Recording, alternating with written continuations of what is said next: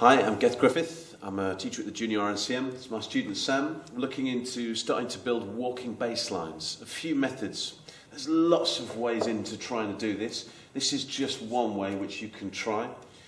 I'm going to look at a tune called Beautiful Love again. And one of the things we can do is just have a look at these chords and arpeggiate them. Oh, what's going on here? It's all gone nuts. Okay, there we go.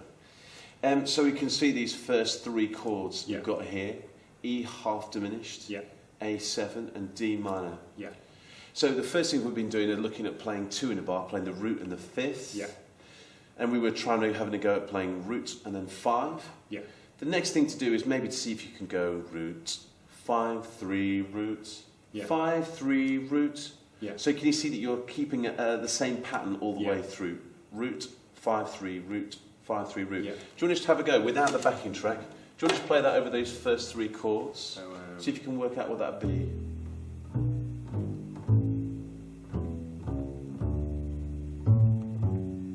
And then, yeah, that's exactly the right method. Remember, obviously, it'd be F natural in that. That's fine. It's just one of these things we think about. The great thing about playing along with the backing track is if you play an F sharp and it should be an F natural, you'll hear it straight away. Fine.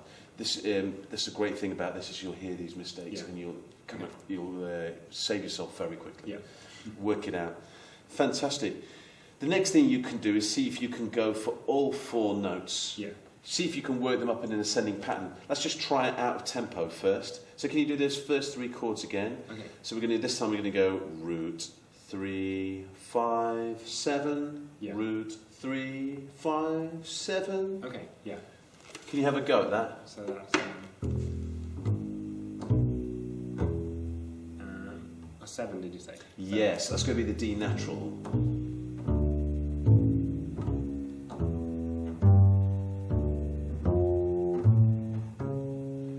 That's it. Yeah, good.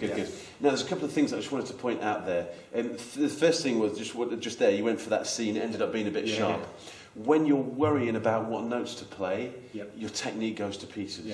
I've seen it happen loads and loads and loads. So listen, don't worry about that. That's just what happens. The more you do it and the more confident you get with it, the faster you get at reading chords, then the easier it will become and the more you'll be able to get that. So I would say at the moment, don't worry too much about intonation. We know you can play in tune from other areas of your playing, and there's areas that we concentrate on intonation. Here, don't worry about it too much. You'll get it more and more as it comes. Also, with the E half diminished, you weren't quite sure of the notes, and it took you a while to work out. That's going to happen when you work stuff out for the first time. You probably can't remember learning to read or write, but it must have taken you years, I'm guessing. It takes most people years to read and write, doesn't it?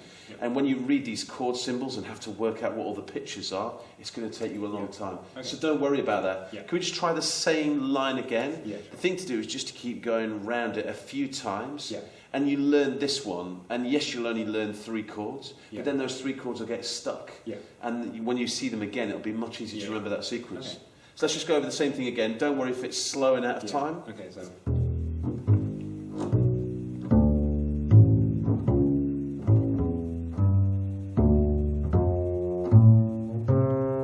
That's it. Just do it again, just so we can really reinforce it.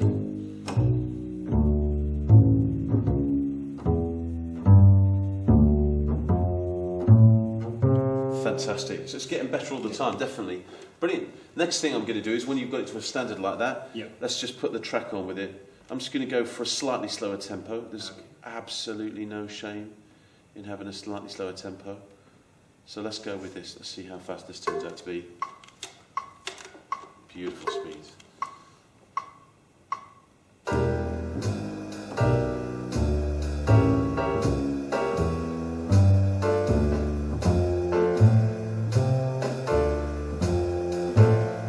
Absolutely fantastic. I'm just going to stick with those chords for now. It's great to do little chunks rather than trying to work on the whole tune, because otherwise you won't really learn the first part of it. You'll just worry about the next bit, and then you worry about the next bit, and you won't solve anything. So don't be afraid to work in little chunks like this. Brilliant. Now that you've got that working really well, how about we change the order that we play these notes in?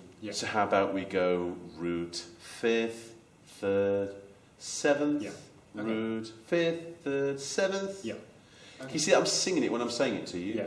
It'll. I'm not going to get you to sing in front of the Yeah. camera, but if you can think of the notes in your head and hear the pitches, just as you would if you were shifting to a note. Yeah. Think of the note before you move. Yeah. Think of this before you play. See if you can hear the sound in your head. Okay. Do you want to just try that? So root sure. 5, 3, 7.